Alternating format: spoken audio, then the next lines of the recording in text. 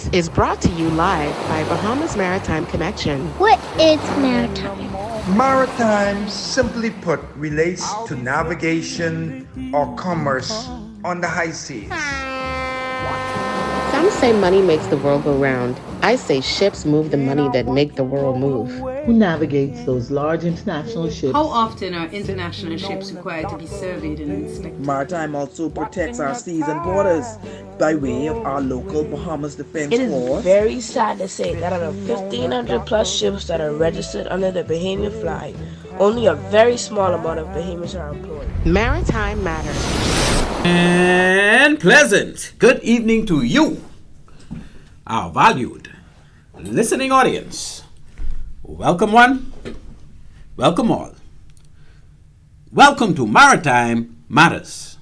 I am your host, Captain Glenn Bain, a wonderful producer for tonight's show, none other than the great, the maestro himself, Mr. Craig Gibson. We're coming to you live via Love 97 FM.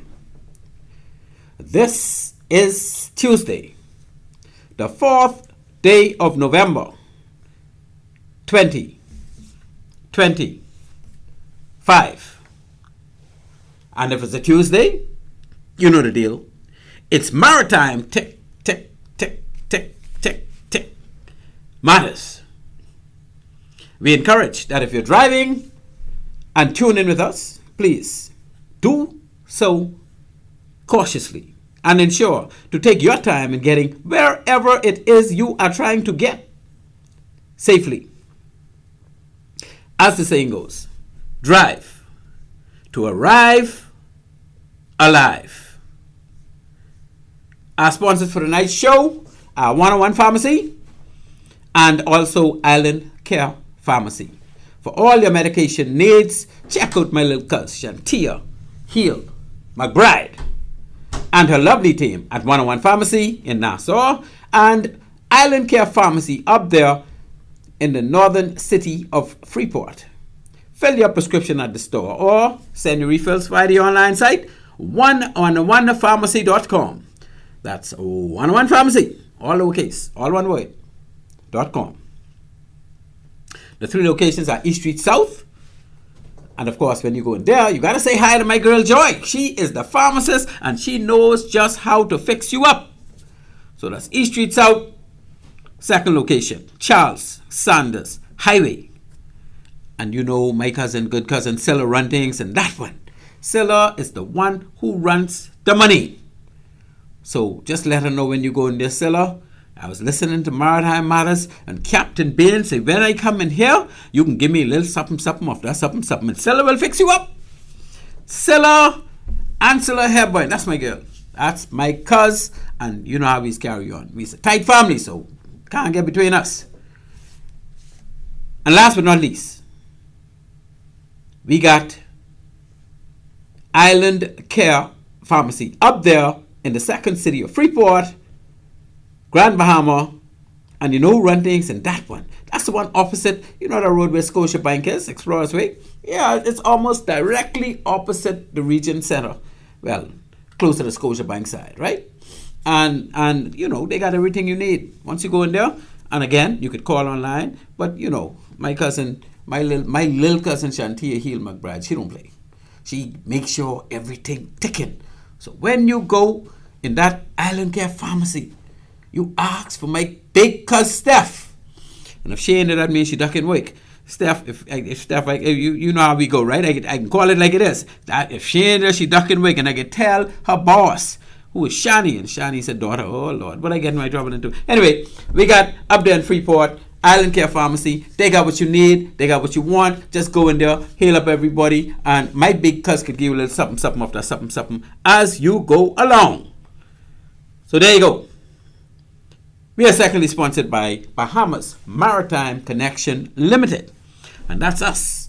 We are on East Street South. We're also in Freeport in the Merport building. And we provide a full slate of ISPS Maritime Security Services. Just check my girl, Dawn Marie Simonet in Nassau. She run everything. Once you need some service, she can fix you up. If she need to call me, she call me. But she can handle it. And in Freeport, of course, we got the Mrs. Lydia Henfield. She know how to do things. She was a Ferguson voice. Now I can't leave that Ferguson out, because them Ferguson people is my people. So that's how we rolling with Maritime Matters tonight. We got our 2 sponsors. We bigging them up because for the past 2.5 years, they kept the show going. And that's how we roll. And if you want to sponsor the show, feel free. Hit us up at any time. We got a website. All you got to do is go to YouTube and go to Maritime Matters Bahamas, and we comes up and everything comes up. Or call the studio. You could call Love 97, and we will be happy to respond to your call and get you all sorted out. Good night to my great Auntie May. And she ain't my great auntie. She's my auntie. Right? But guess what? Auntie May, 92 years old and going strong. She live up there in Freeport. Well, she grew up in Roll Avenue. No, she ain't grew up in Roll Avenue. I grew up in Roll Avenue, and that's where I know her from. But now she lives in Freeport with her lovely 3 daughters. Right? And I can tell you, well, make that 4 daughters. Lord, I was leaving out Yvonne.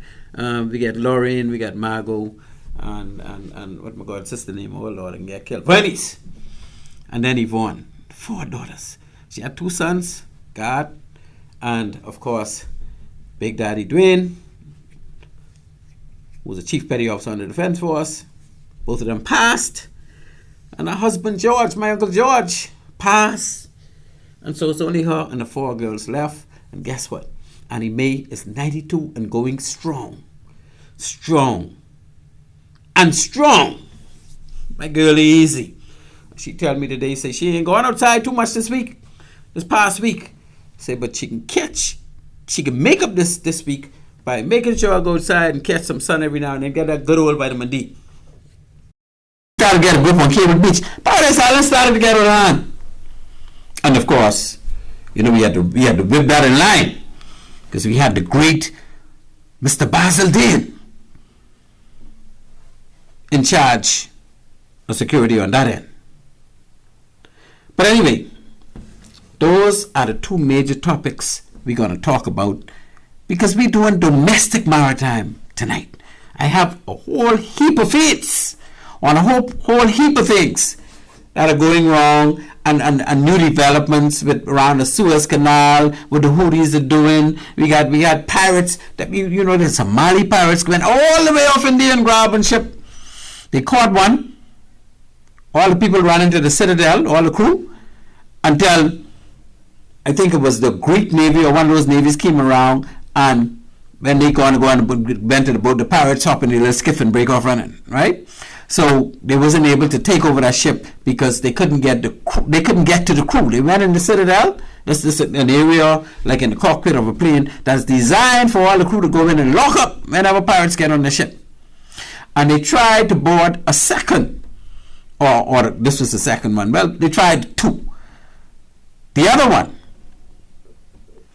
they had one of the security on board that they hired with his weapon, and he's a marksman. And he wasn't playing with them. Once they see they getting picked off, they turn around and haul a wild tail the next week. And that's what we say in the Bahamas, haul a wild tail. Or high tail, whatever. They call my uncle and ask him, right? I think they say haul a wild tail. But anyway, that's what happened with him. So we got a lot of other international things going on. COP, what is it? COP 32, 33, one of those COP coming up, conference at the parties where they're dealing with global warming or trying to minimize global warming. That's when they talk about the carbon credits and all those good stuff. So we're open for that tonight too. So if you feel like calling in and talking, but why the Bahamas ain't getting our money for our carbon credits, we can talk about that. We can let you know that we're supposed to get on, right? And et cetera, et cetera, et cetera. So, ladies and gentlemen, that's how we can be rolling tonight. So please, be sure to stay tuned as we delve into discussions on these local domestic operations. You know how we go. You are listening to Maritime Matters. And on this show, we talk maritime. And Maritime Matters airs weekly at 17:05. That's 17:05 o'clock, which is 5:05 p.m. and we run for an hour and a half. So we finish at what they call 18:30 or 6:35 p.m. every Tuesday here on Love 97 FM. The primary purpose of our show is to sensitize Bahamians of opportunities in the maritime sector. We also cover current maritime issues from a domestic and an international maritime feeds. Tonight, we're dealing strictly domestic. We're dealing jet skis. We're dealing taxi cab unions and whatnot, putting up big protests at the Nassau cruise port. And anything else you want to bring into that, like global warming, COP, whatever that is, our carbon credits. We're talking all that stuff. It's open maritime line tonight. We ain't getting on the BMA case. We can talk a little bit with the Port Department, but we talk about what they need to be doing to keep these jet skis in line, right?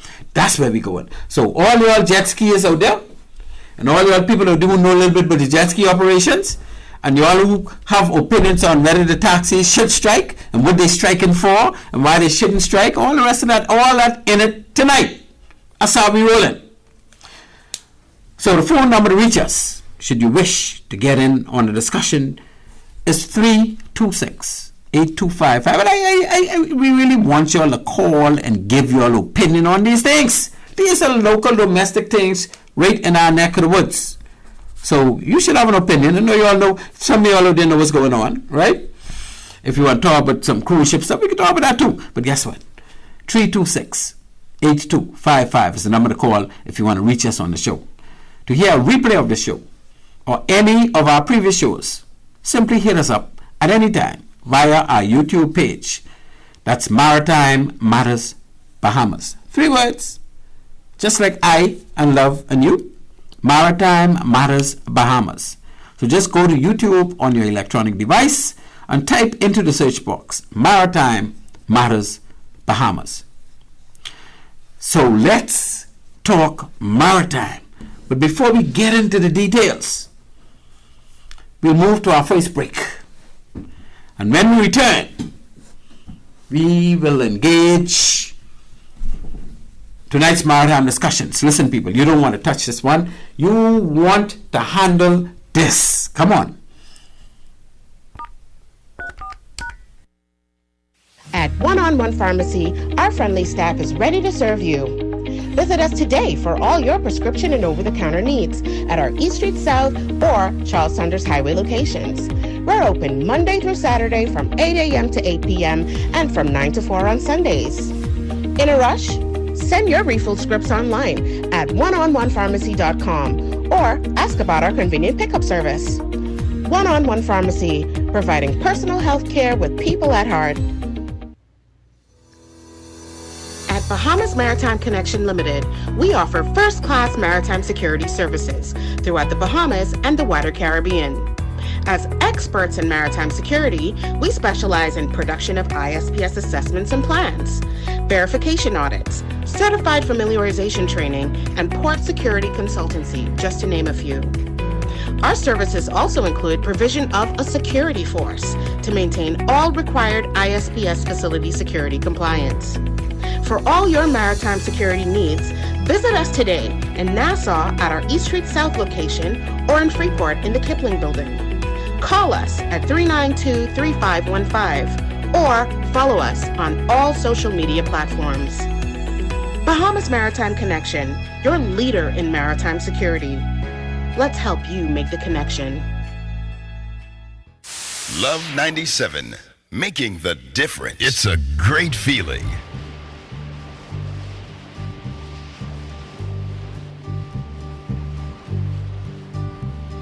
Sitting in the morning sun, I'll be sitting when the evening comes, watching the ships roll in, then I'll watch them roll away again. Yeah. I'm sitting on the dock of the bay, watching the tide. Ladies and gentlemen, welcome back to Maritime Tick Matters. I am your host, Captain Glenn Bain, our producer for the night, wonderfully, Mr. Craig Gibson himself.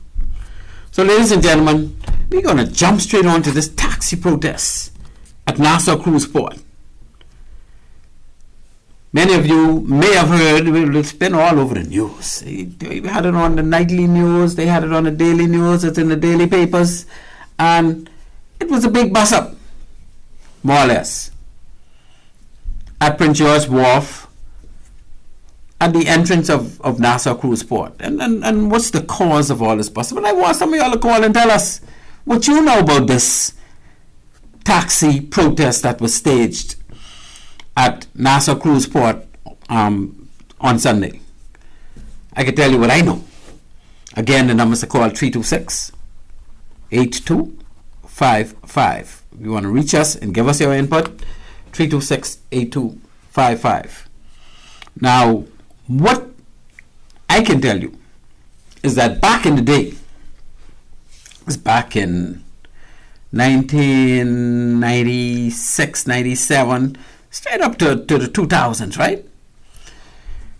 What we used to have is a port where cruise ships came in, a port facility where cruise ships came in, and absolutely no security measures in place to stop people from getting to those ships. And the reason why is because there was no requirement to stop people from getting to those ships. But then in 1985, there was an incident with a cruise ship called the Achille Laura. And this Achille Laura was operating in the Mediterranean Sea. And they did cruises, Egypt, Cyprus, they went to Israel, and they did weekly cruises. I think they did 4 or 5 stops. And what happened was, as you know, because today we still have it going on, well, I mean, it's been a stand down now for the umpteenth time between the Israelites and the Palestinians, right? This same war, where they had the tit for tat going on, explosions, killing a couple people, and what happened was the Achille Laura started a cruise in Egypt, and the first port of call was Alexandria in Egypt. You know, people going around to see the Sphinx and the pyramids and the museums and the mummies and all. You know, Egypt got a lot of sites. Holy sites, unholy sites. They got a lot going on for tourists visiting Egypt. I've been there, so I know, right? I saw the Sphinx and the pyramids, and I've been in some of the museums, so it's a big deal. And what happened was they had four terrorists, they call them terrorists now, 4 men, Palestinians, boarded the Achille Laura as passengers. And somehow they were able to get into the cabin a lot of weapons, grenades, rocket launchers, close combat weapons, small arms, and the intent was that they would go on this cruise, and when they reach Israel, because that ship stopped Israel every week. It did a weekly cruise that stopped also. Israel was one of the ports.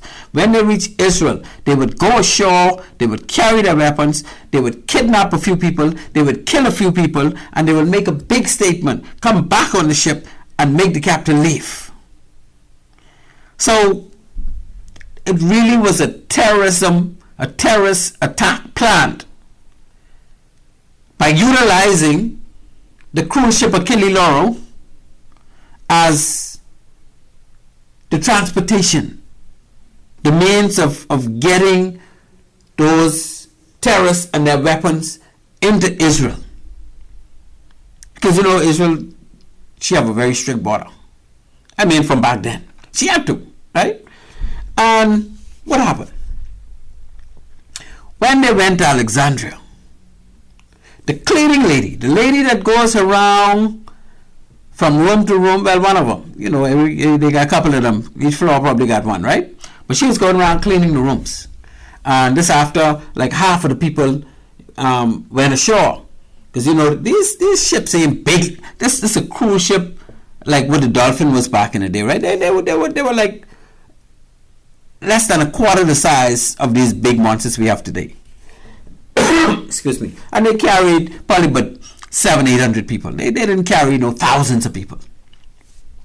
But anyway, half of the people went ashore, and she was just cleaning rooms, and she came to the room where the terrorists were, and she knocked on the door, bam, bam, bam, nobody answering. So she said, okay. She used her master key and she opened the room door like she normally would. And what happened? When they saw her, they started to panic. What are you doing here? The reason why they didn't know she's good, because how these Arabs go, they're just talking and cleaning the weapons. And when she saw those weapons, she break off running down the hallway, and she start, everybody, they're trying to blow up the ship. They're trying to blow up the ship. And people start coming to the cabin. Who? Cabin so-and-so. Oh, they got all kind of bomb. And she didn't know what she see, but she panicked. So she raised a big concern. So the terrorists left the room, and they went to the bridge of the ship, gone to the captain cabin, grabbed him, of course, under duress, took him to the bridge, told him, Cap, we got to get out of here. He said, who are you? Why you get gun on the ship? He panicking. But anyway, he had to get out of there. So they started the ship, and they left. Excuse me. They didn't even take pilot. Getting out there like coming in. Coming in, you must take pilot because you need tugboats. Back then, those ships didn't have Azaport engines and bow thrusters and stern thrusters. They were just steamships that needed plenty tugboats to put them in place. But anyway, coming off, no problem. So they left. And when they left, everybody on the ship now know that, look, the whole ship is under duress. We got this terrorist on board, and we got to cooperate. So what the terrorists did is they sent for the manifest. I want to see the manifest. I want to know who all on the ship. And there was one American on the ship. And I want you to know, from back in the mid-'80s, they seek out or sought out that American. And he was in a wheelchair. And they killed him and threw him in his wheelchair in the ocean. And said to the captain, this is how serious we are. So don't cause us stuff to kill nobody else. So the next port of call was Syria. And they went into Syria. And the Syrian authorities told them, look here, we don't want you all in here, because we have a problem with terrorists being on that ship. Everybody in the world I know. But you see, back then they had those high frequency and low frequency radio that send messages. So by the time they got to Syria, everybody had already known that terrorists was on board the ship. And the Syrian authorities told them, we're not going to let you in here, no way. And then they went to Cyprus. Now in Cyprus, they're supposed to take on another couple, because after that, they're going to Israel. Terrorists from their organization with more weapons.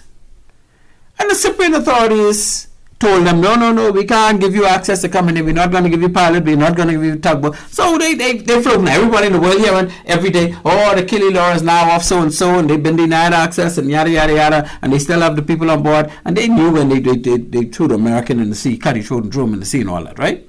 So it got to the third day, and the Cyprian authorities told them, say, look, not the authorities, the men they were supposed to pick up, they called them on the terrorist radio and told them, big man, this ain't away. Say, Israel already know you're on board. They already know. So if they prepare, they can be prepared for you all when you all get there. Israel is easy. So because the element of surprise didn't exist anymore, and that's what terrorists and pirates work on, the element of surprise, right? They couldn't go nowhere without people knowing that they were on board and they had those passengers under duress. And so what happened after that? They went back to Egypt, to Alexandria. And when they got back to Alexandria, they turned themselves in Of course, they got arrested. They got a lifetime in prison. They're still in prison today, if they still living. I understand they wasn't coming out, right? But that was the first time a cruise ship ever had a terrorist attack. And that spewed the IMO, which is the International Maritime Organization, into high gear to say, boy, something like this happened. We don't want this to happen nowhere else in the world. This is a serious thing. So what they did back then is they caused all ships, cruise ships, to have a security plan written up for that ship. And that plan needs to have in it where they are protecting that ship from invasion, whether by pirates, by terrorists, by anything. So they had to have a security plan. In addition to the security plan, and all this came out in a circular and a memorandum and all that to all ships everywhere in the world, all cruise ships, right? Only cruise ships is affected back in '85. And then they sent out a circular which basically pinned down on it even more, giving more details than the memorandum. And what they did at that time is they caused all cruise ships to have what you call gangway access control. So anybody couldn't just come on a cruise ship anymore. And you might remember back in the early 80s and the late 70s, we used to have in Nassau Harbor the coin divers, the guys who used to be diving in the water for coin. They used to walk on the cruise ship, run up on the bow of the cruise ship and dive, do swan dive and stuff to get the quarters as the tourists throw them in the water, to make sure they get them before they reach the bottom. This is part of the act for them to get money. And sometimes they'll run through the ship, because the ship was by a cruise ship back then. Cruising was just, everybody happy-go-lucky. I remember I went on the Dolphin and one or two other cruise ships with my good friend Mr. Hostin Bethel. He played guitar, and he had a band that he used to take on those ships. And I was fortunate enough, through my good friend Preston, to go on board with Hostin and the band. Me and Preston, we helping them toting instruments and stuff. And then when you get on those ships, everything is wide open. You could go to any bar and order what you want, because they don't deal with money on the ships. As far as they're concerned, everybody on the ship done paid to come on. But they didn't have no form of control to stop people from coming on a ship who shouldn't be coming on, because that was never a threat. Nobody never used to go on a cruise ship unless they're part of the crew, because you couldn't spend no money now. They give you a ship card. That's what you got to use to order your stuff. But anyway, long story short, the Achille Laura caused cruise ships worldwide to have access control. They have to have a security team, uniformed personnel with designated security responsibilities. They have to have a security plan, and they have to have a security officer on board who is responsible for ensuring that the ship is always secured. So they're doing patrols and this and that. All that happened because of Achille Laura. And in 2004, the entire world, because after 9/11 happened in 2001, the IMO was mandated by the United Nations to strengthen all of its ships. And in strengthening those ships, the security on board had to have patrols going on. They had to have access control going on. They need to document everybody. Everybody need to have an ID. They need to give visitors pass and process and write down the details of visitors who come to visit the ship. And then a whole heap of stuff that goes on now. And in addition to that, the IMO put out that anywhere in the world that any one of those internationally registered trading ships go to do trade or carry passengers, that port facility that receives them have to have an equal measure of security, where they're required to have access control. They have to have fence line, lighting intact during the hours of darkness. They have to have signs telling people what to do. We would have watched Prince George Wharf and Freeport Harbor change from you being able to drive your car out there anytime once a cruise ship, because cruise ships used to stay overnight a lot too. And you could ride around and you could go and touch the ship.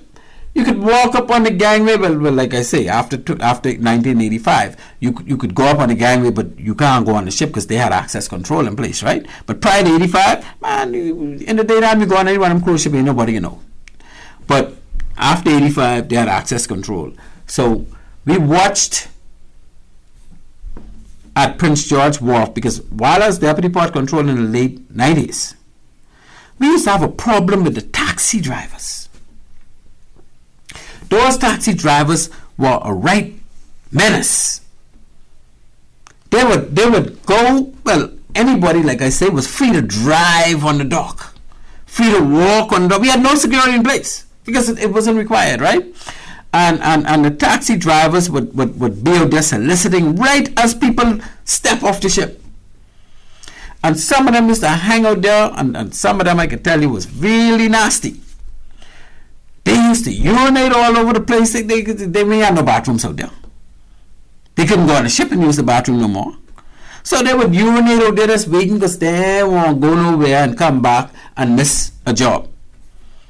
And I would have seen, because I was the Deputy Port Controller, I would have seen videos from some of those ship captains and staff captains showing the taxi drivers urinating on the dock, showing them getting boisterous and loud and carrying on, and it used to be a nuisance. And we tried to move them off or get some semblance of order out there, and they tell you, oh, we got a union, we can deal with it, and then nothing was happening, right? And then came ISPS in 2004, when, whether they knew the politicians or not, they had to leave that dock area, and nobody was allowed to get beyond the festival place, the checkpoint, to get out to the dock, unless they were either working on the dock or authorized to go there as a visitor, or they were belonging to the ship, and they could verify that. And even today, nobody supposed to be able to get to that docking area where those ships are unless they are authorized to do so. With a reason, you have to have a verifiable justification to go there. You can't just say, oh, well, so-and-so authorized me. No, don't work like that. You have to have a verifiable, you have to have a reason why you're going out there, whereby you have to be allowed pass, but you still have to get access to pass, right? And so I recall that they had taxi drivers. After ISPS came into force in 2004, they negotiated to the extent where 10 of them were allowed to go in the sterile area and solicit. And this is all through politics now, because ISPS said that was a no-no. But because of our country's politics and these people having big ties in politics, and the taxi union and all them having a little bit of strength in it, they were able to have at any one time 10 solicitors in the sterile area of the dock. And of course, that's when the port department used to run it. But a few years, 3-4 years ago, or it was before COVID, when the Nassau cruise port, just before COVID. So COVID was 2021-ish, 2021. So this was around 2000 when they opened up for business under this new Nassau cruise port regime. And they came tough.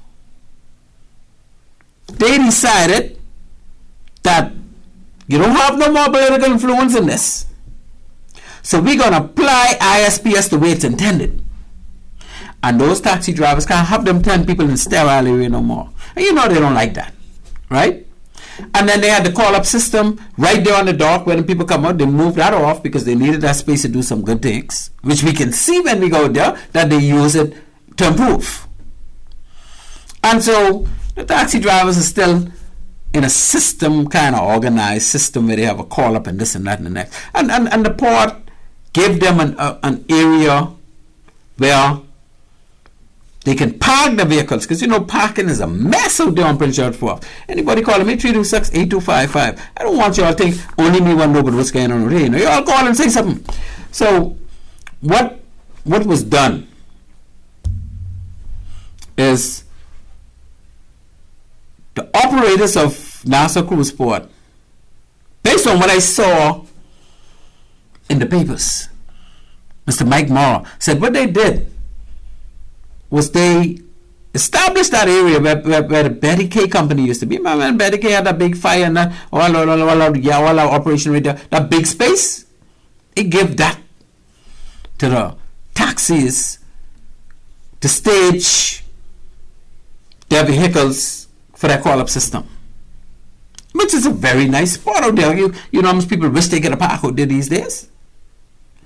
And I think they put restrictions on that, whereby at such and such an hour at night, this place will be locked. So we want all your cars out here. You know what? Because we can clear up this place.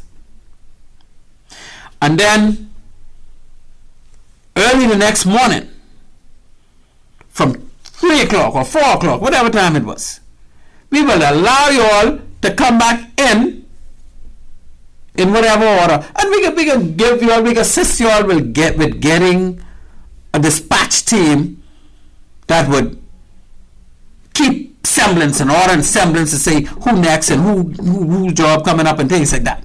Right? We could pay for that for you all. We got those bathrooms by Ministry of Tourism over there. We could pay to maintain, keep them clean, and you all could use them. And so we renting the space from Betty K or from whoever owned it. We're renting the space for you all. It's costing us $500,000 a year. So we fixing you all up. And then after all of that, the taxi drivers decided we are going to rebel. We can block off the road. We can make it nobody can pass and they can listen to us. And that's what I saw. I saw it on social media. I saw it on the news. I read about it in the papers. You can't avoid it. If you're living in this country and you're interested in what's going on, you got to know about that, right? So the police were calling because the operators of Nassau Cruise Port can ill afford to allow taxis or any kind of vendor that operate from the site to block up the road and stop other activities from freely going on, and then plus it's against the law to block the road, eh? So the police came in, and the police, you know, when the police come, the only thing they want you to do now is clear the road. We need vehicles to continue to be able to pass. You all got this block up, move your vehicles. And some may want to move them, now we're not moving them.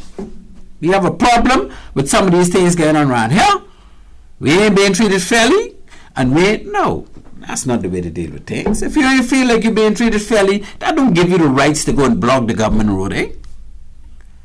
And the wrecker had to come in, and of course, some of these fellas say they won't get rebellious, and the police have to be the police.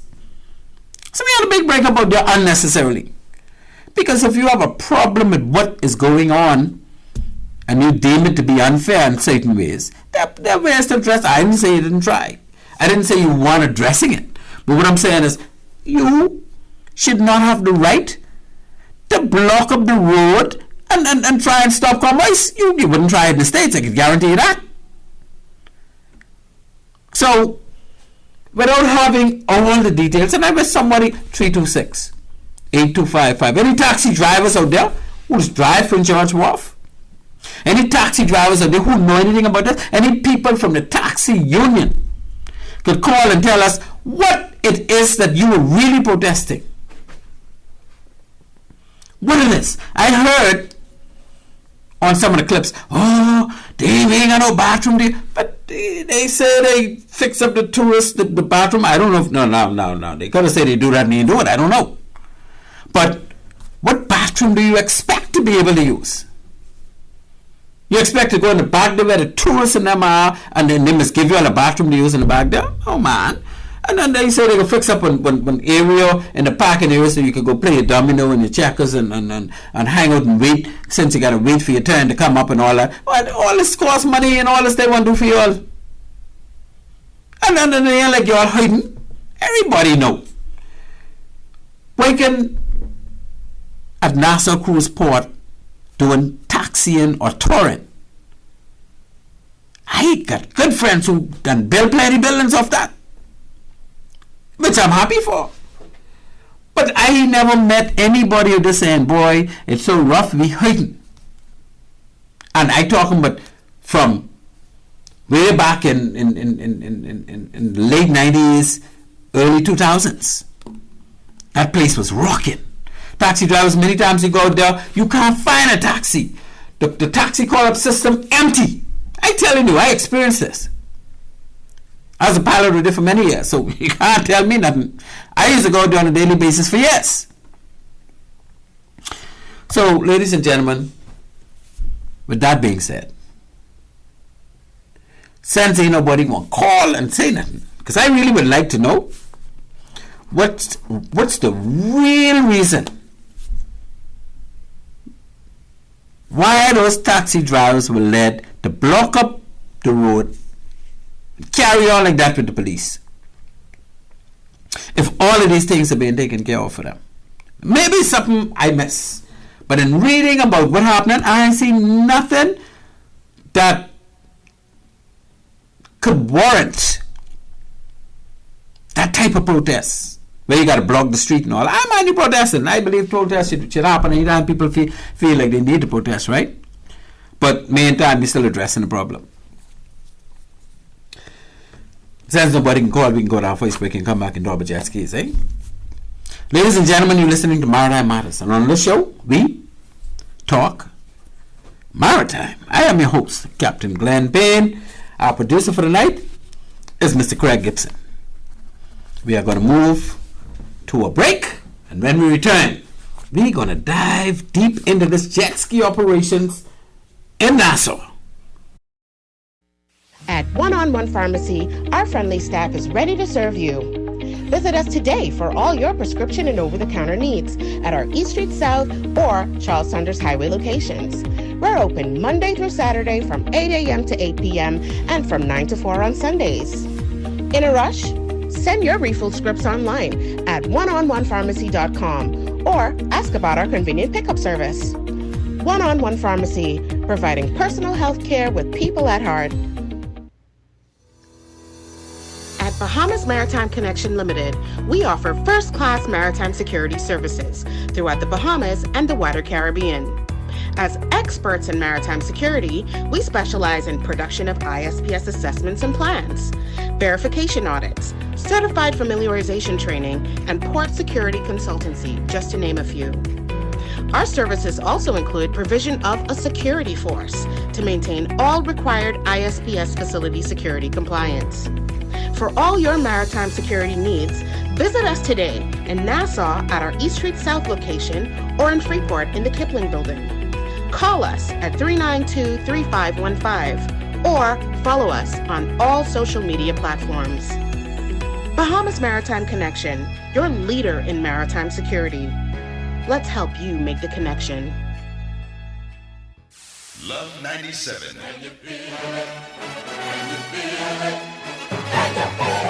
It's a great feeling.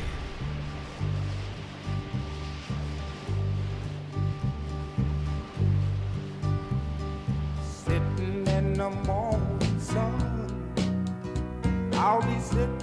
Welcome back to Maritime Matters. I am your host, Captain Glenn Bain, and we got a caller holding on. Caller, you're live on Maritime Matters. Thank you. Yeah, I want to say, you were saying that you were trying to figure out how this all came about, right? And I believe leadership is so important in things, and where the direction of where these union members go and how they get the information. But, I believe that the message coming down from the leadership in the union was this adversarial thing, and I believe it stems not just from this particular issue with the port. I believe it's they enjoin a lot of other union activities into this. And Tyrone Butler, I believe, is really the reason behind this. I believe he orchestrated this whole thing, man. Because, if you look at it from what the explanations were, there are no issues that are so difficult to overcome. But the way that it was being brought to us by Mr. Butler was that these were such serious issues, such egregious issues, they normally say. What issues did we he had say? to do this? Could we name any of the issues while we're on the show? Well, the issues that he was explaining is that we were not able to access anything. We were being denied access to certain things and facilities. And when you look at it, and you say go from 1 to 2 to 3 to.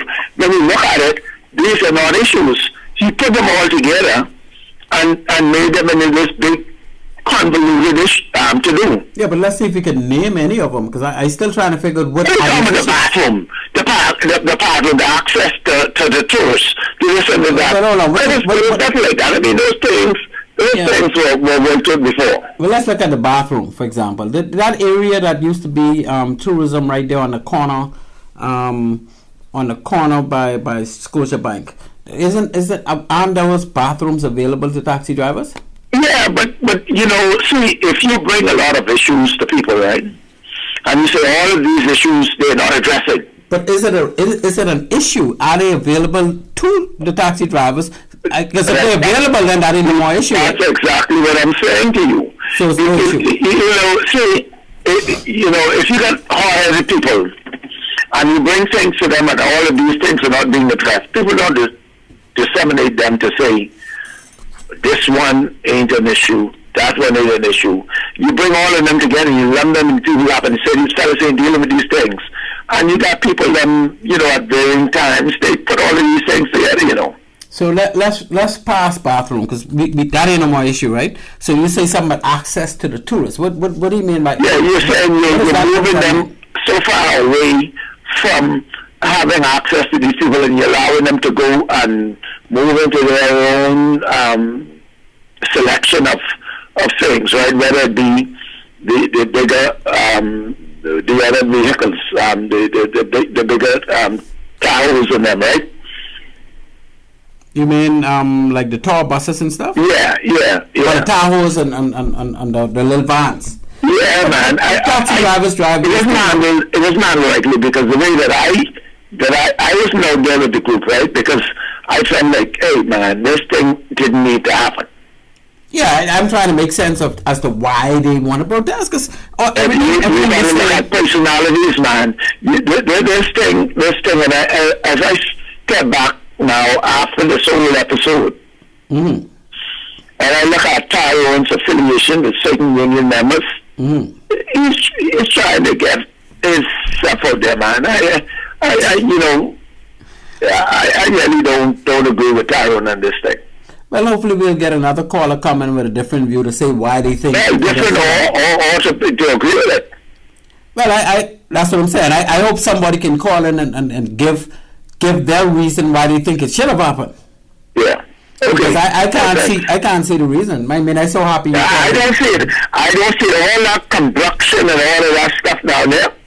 But man, when you look at it, what it is that we represent to the country, what we represent as individuals, what we represent to your families, that was not something that is a reflection of the Bahamian people. I agree. It was stupid, and it's a bad reflection. Man, I felt so bad when I saw all of that carrying on. That's junglist actions. That's what it is. That's it's like you try to intimidate somebody. You're not going to intimidate people like my friend who was on the defense. Why you intimidate us? You wasting your time, and then you could try to intimidate the police, and you really wrong for what you're doing. You really ain't got a real hard reason for what you're doing. You know what I'm saying, that how people now, when you don't.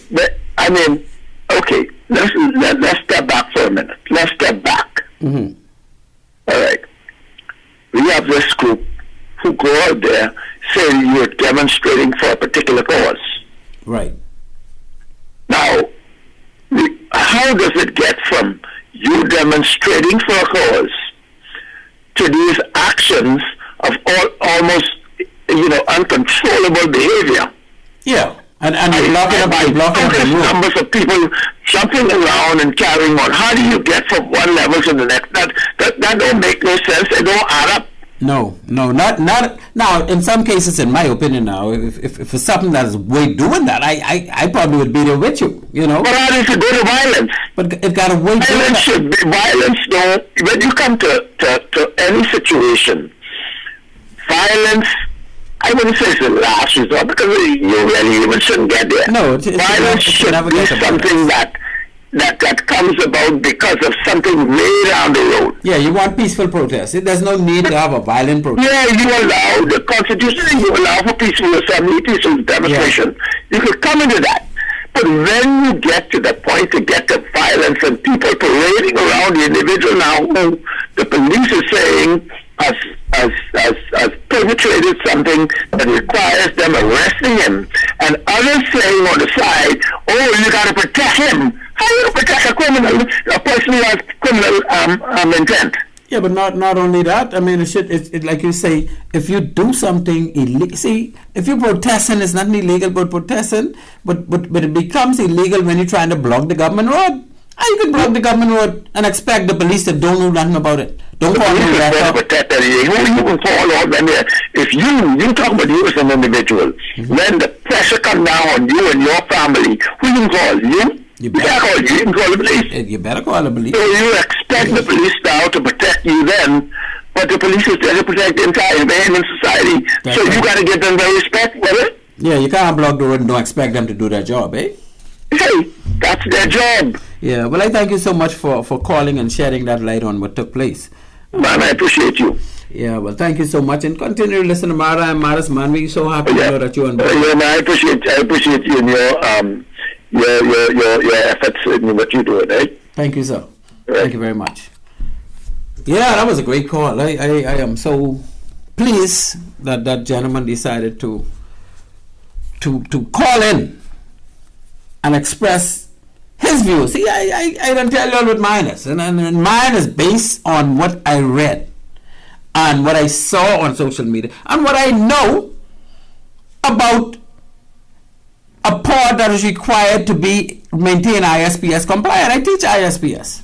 I did ISPS for the past 20 years. Ain't nobody can tell me nothing but ISPS. Well, I guess anybody could tell you something about it. But I watched the port of Prince George Wharf morphed from just being wide open to having semi-restrictions, and then ISPS come and just made it what it's supposed to have been from day one. You don't go out there where those ships are. Those ships are required to be protected. If you are a passenger or a crew member or a dock waker, yeah, we want you in the back there, and you gotta know what's going on.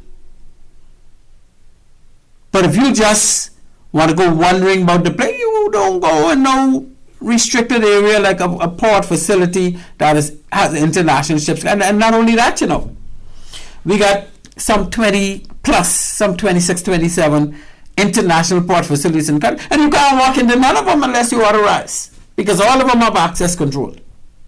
And I can name them for you. Every single one of them have access control. Every single one of them have a security force in place on a 24-hour basis. Every single one of them have fencing up to 8 foot tall and all the rest of that stuff. That's what they're required to do. So Prince George Wharf is the premier cruise ship docking facilities in the Bahamas. We got Freeport Harbor after that, and that's basically it, except for those private islands, right? But we know we can put the rest. All the family islands got their own. We can make sure they secure as well, because that'll be the requirement. That'll be one of the requirements. Although the family islands are really laid back and you ain't got to worry, but in the Bahamas we always a soft target for the US. We always a soft target because ships leave here and go to the US. So don't for 1 second think that a terrorist group with their weapons wouldn't try to get on one of those ships because it's so easy to do so because you didn't put no measures in place. And then the whole Bahamas can get a black eye, and you know how the way things go now. President Trump is easy. So you don't want to get no black eye, because he may give you another black eye and you can't come back to the U.S. Ships can't leave and go to the U.S. And don't say you can't do it. Because a lot of people figure President Trump can't do this and can't do that. And look at it today, he's doing a lot. Look at all them people getting blown out of the sea. Blown out of the sea and dead by the Navy in the South Atlantic, down there by Venezuela and Colombia now. They call them narco-terrorists. We used to call them drug smugglers. Back in the day now, the Coast Guard would arrest them. They never used to get killed on sight, on impact. But President Trump said, we ain't got time to play with y'all. If you're out there on a little speedboat and you ain't supposed to be out there in a drug route, and we know that's the route you always take to bring stuff to the U.S. and mess up our people, we ain't asking no questions. We sending a bomb on your head. And I'm not saying I support it. I'm not saying that I support that type of action, because I think it's adequate for the Coast Guard or even the Navy to detect and arrest. Because the law say prove you're innocent until proven guilty. But if you're going to be destroyed before you even get an opportunity to explain why you were there, then you're deemed guilty right off, eh? Ladies and gentlemen, you're listening to Maritime Matters. And on this show, we talk maritime. The number to call if you want to reach us while discussions are going on is 326-8255. That's 326-8255. I'm your host, Captain Glenn Bain. Our producer for the night, Mr. Craig Gibson.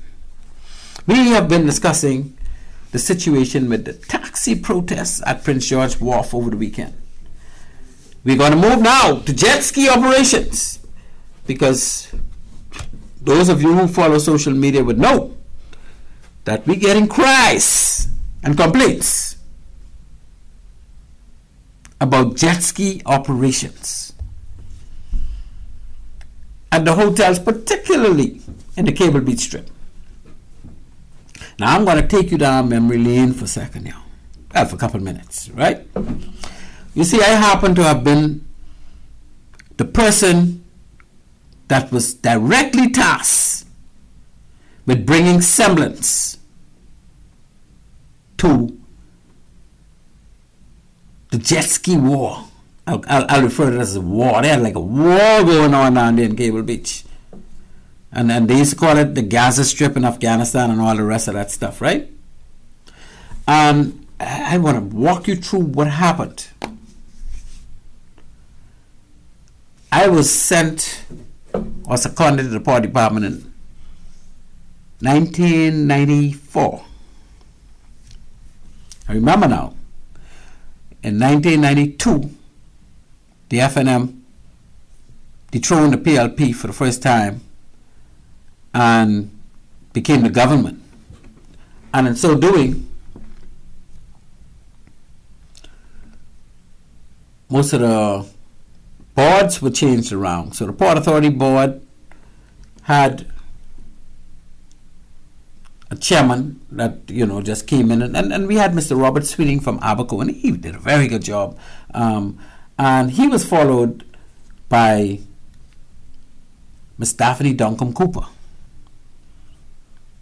And Mrs. Cooper came in as chairman of the Port Authority Board.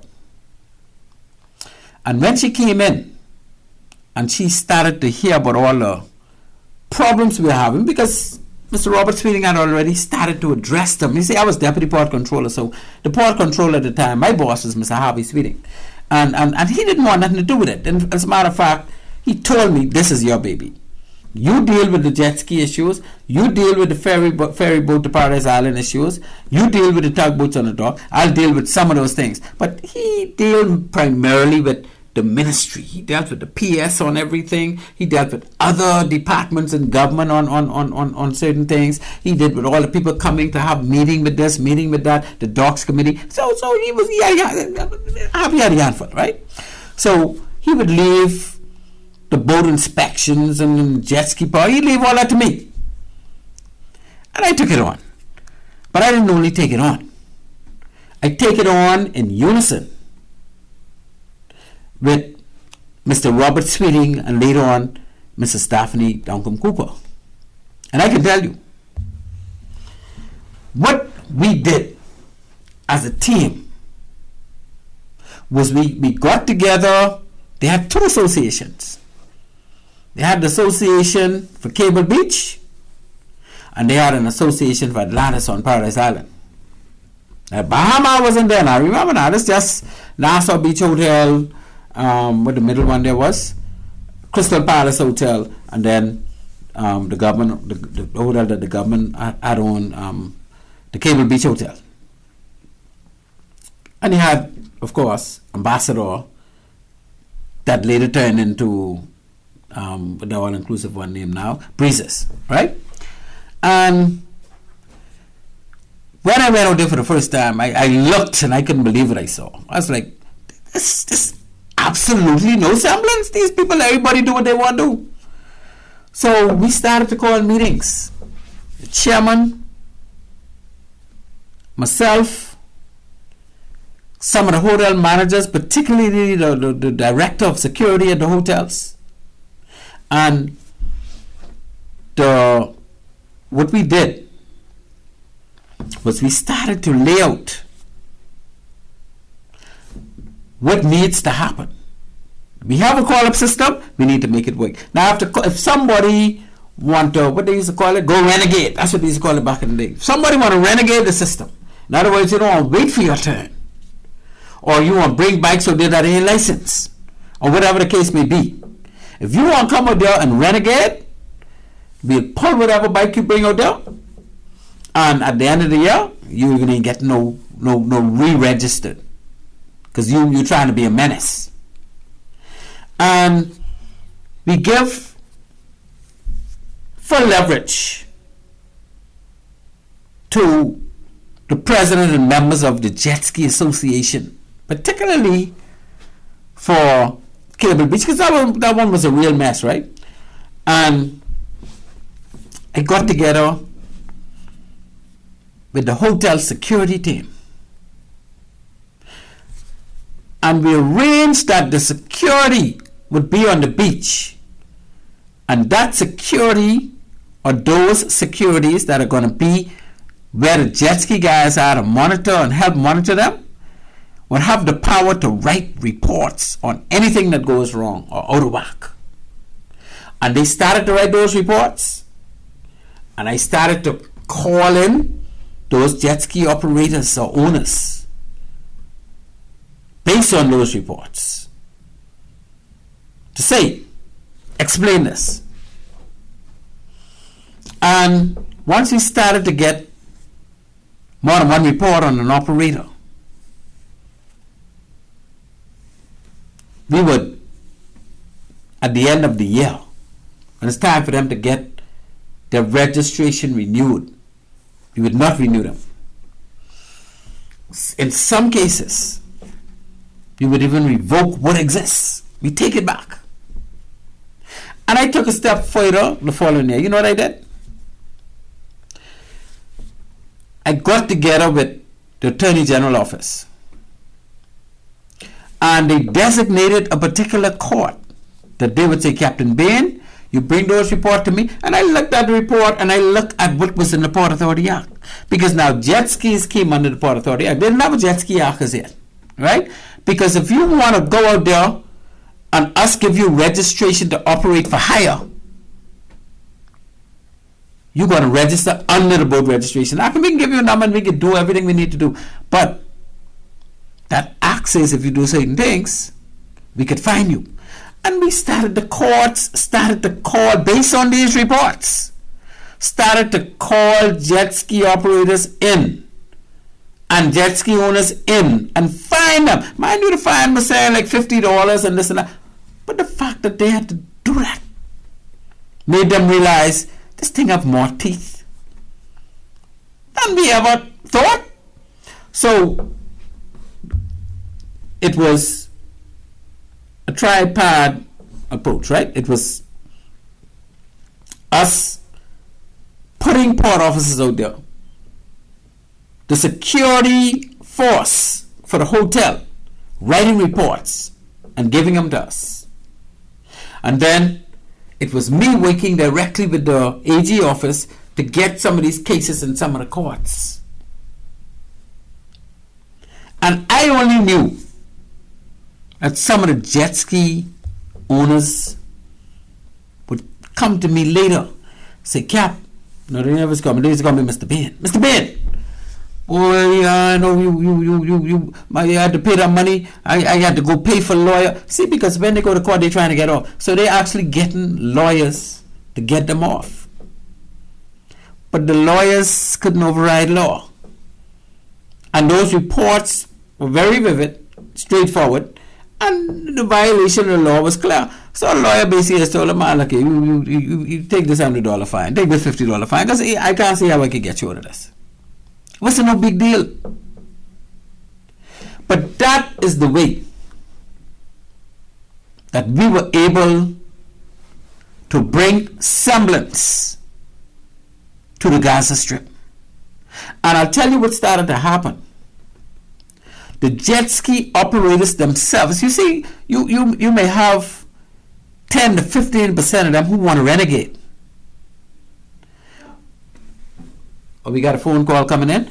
But those other 85, 90%, they want things to run properly. So they were supporting all of what we was doing. Calling you on Maritime Matters. Good night. Yes, I'm Captain Bain. This is Captain Bain, my brother. How are you? Yes, thank you for taking my call, sir. Oh, definitely. I'm so happy to take your call. Go right ahead. Yes, Captain Bain. Now, I'm going to start our conversation in a somewhat unusual manner. All right. I'm calling you. I've called you before, and I've listened to the show many times. So I just want to let you know that. Thank you so much. But I hope after speaking with you today, you will find it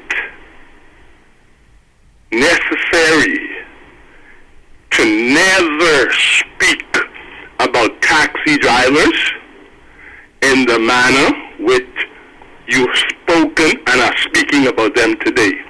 Now that's just my hope. And I put that out there first, and you heard me said it's an unusual way to start a conversation. Yeah, but I am so happy you are able to call in, because I'm sure you could give me some information I don't have, and one thing with me now, I quick to apologize if I'm wrong. So I am only a human being who operating on the information I have. So please do go ahead and enlighten us, please. Okay, but I have a couple of questions for you, because this is Maritime Matters. There you go.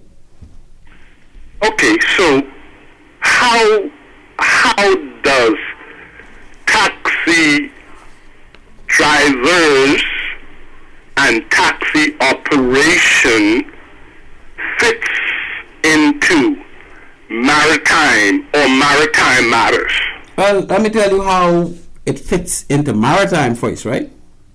The taxis that I am talking about, or the combustion or the protest that I am referring to, happened at the Nassau cruise port, which is the largest cruise port in this country when it comes to cruise ships, which is the largest cruise port in the world when it comes to cruise ships, right? So in looking at Nassau Cruise Port having a disruption because of the taxi drivers protesting, I have to pay attention. Because I happen to be an ISPS expert. So then, Captain Bain, You notice I ain't talking about taxis nowhere else on the island. You ain't never hear me talking about airport taxi. You ain't never hear me talking about total. When it happens out at the port facility, I am an ISPS expert. I will have to pay attention, my friend. That's why I told you this conversation would start somewhat different. No, well, that's fine. I mean, you asked me a question, I answered you. I don't know if I answered you. But I could tell you did not answer me. Oh, no, I didn't? But that's an answer nevertheless. No, I answered you. Now, I may not. I answer you in a way that you asked me how is this. You answered me, but you did not answer my question. Oh, okay. Now, I want to remind you, I'm calling you primarily today, hoping that after we would have this dialogue, that you would never find it necessary to speak about taxi drivers in the manner which you've done today. So that's my primary agenda. And that's why I said I asked you that first question. So based on your answer, it is clear that taxi drivers is not a part of maritime. Is that safe? Well, I really wasn't talking about taxi drivers per se. I was talking about the protests that the taxi drivers displayed at a cruise port. The cruise port is part of maritime. Anything affiliated with that cruise port is part of maritime. Are the taxi drivers affiliated with that cruise port? I already told you that you didn't answer. But I asked you a question just now. You didn't answer me. Yes, taxi drivers are affiliated and associated with the cruise port. Okay, so that's my answer. I am saying to you, cruise ports have to do with, that's a big part of maritime. So, yes, the cruise port is maritime, and that's why, for the benefit of our listeners, I am asking you these questions so as we proceed, there would be absolute clarity and definitiveness, because I hope you would never find it necessary to speak about taxi drivers in the manner you've done today. So it seems to me that what you're suggesting is that taxi drivers will never conduct themselves in that way to cause a block in commerce at the cruise port ever again. Now, if that don't happen, then I ain't gonna talk. You notice I never talk with taxi drivers before this protest happened at the cruise port. I have no reason to talk with taxi drivers if they don't do what they did. Hey, Captain Bain, let me say this again. Yes, sir. I really didn't call for a contentious. You invite me to call, you ask to call. So I didn't call for no contentious reason, you know. You want me to answer you, right? I called for a lot of enlightenment. So do you want me to answer you? Because that's what I'm doing. Well, anyhow. Or you want me to answer you how you want me to answer you? Is that it? Oh, no. But there's nothing contentious. You ask a question and I answer it. There's nothing contentious about that. No, I'm not suggesting it is. I'm making sure you understand. That's not why I'm calling. I call now to highlight some facts, some truths. Well, we only got 7 minutes left, so I give you the 7 minutes. Let's hear this highlight. All right. Well, I ask you, and I think it's safe that we all understand taxi drivers are not a part of maritime.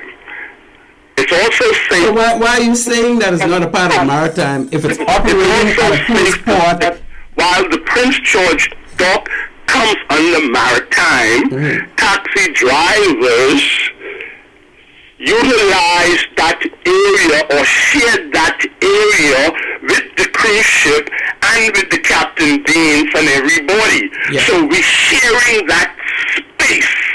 That is a space allocated for us, for our commonwealth. So we are not there accidentally, haphazardly.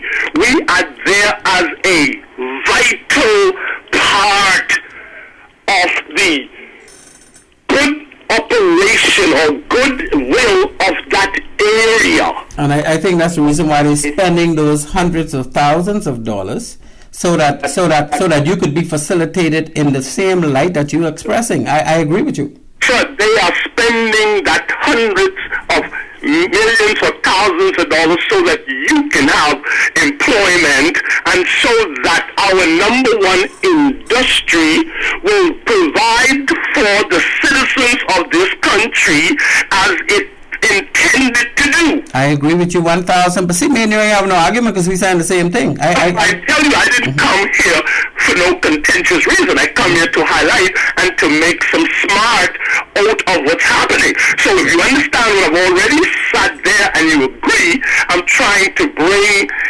a common sense to the matter so that while you, who is trained in maritime, is carrying out your training and your functions, we as cab drivers are trained in our professions, come to do the same thing. Okay, we on the same page. Can I ask you a question before you carry on? Because you can get the rest of the time. What I want to ask you is, what is the precise reason for that protest? Well, you're asking me what's the precise reason Yeah, because for they had a protest. You're asking me what's the precise reason for that protest. Yes, sir. That one. Yes. If I try to tell you exactly the precise reason for that protest, I'll have to take you back and remind you of the previous protest. And then you'll understand why protest continues, because of the same kinds of reason for prior protests. Can we do that in 3 minutes? Because that's all we got. Well, if I'm not able to complete, that's fine with me. Yeah, but we got next week. I'm just letting you know that the show ends in 3 minutes. Yeah, it's fine. So what I am saying to you, sir, and hopefully your listeners along with you understand that we all have a common goal out there. So what I really have to say sooner than I want to say it in these few minutes is taxi drivers have legitimate business dealing, just like the cruise ships and Captain Bean and those in that area. That's right. If we are not in that area, our government and leaders would have made a humongous error and miss, because a tourism product without grand transportation, I want to say things, but I think your listeners will get the point. That's why we're there. That's the first part. Now, the Captain Beans, and you got to hear the word, the Captain Beans, which means I'm not highlighting you or isolating you. We have terrible, undesirable persons working in that maritime industry out there, as well as we have those in the taxi business as well. Oh yes, we got them all over the country. So that's why I am telling you, you have no, in other words, Captain Bean, because I've listened to you in times past and I've gotten a kind of perspective of you, I love all the knowledge that you bring, because you've definitely shared a lot of knowledge with me, so thank you for that. Appreciate it. So what I am saying to you is, because I listened to you, if I had just came tonight and hear you for the first time, I would have characterized you as an extremist. Yeah, okay. Well, I happy you know from whence I came. No, but I want you to catch the gist. I will characterize you as an extremist because, as far as I am concerned, the way you spoke about taxi drivers. I didn't speak about drivers now. I spoke about the protest. Sir, you can fix it how you want it. One thing with me, hey, I don't add and I don't take away. All that you said is right in the recording. Okay, that's fine. So, yes, if I didn't know you or had a perspective of you, you sound like an extremist. And once a person or a system reaches the point where it's identified as extremity, it hardly ever produces positivity. It actually creates gender and strife and contention. That's normally what extremity brings. All right, so you just had the last say. Our time is flat out, so I have to go now. You can feel free to call me back next week, but I do appreciate your call. You finished the show letting us know that there are two sides to every story, and thank you so much. Ladies and gentlemen, you have been listening to Maritime Matters. On this show, we talked maritime. We had a very exciting show tonight. We had two callers, which I really appreciate.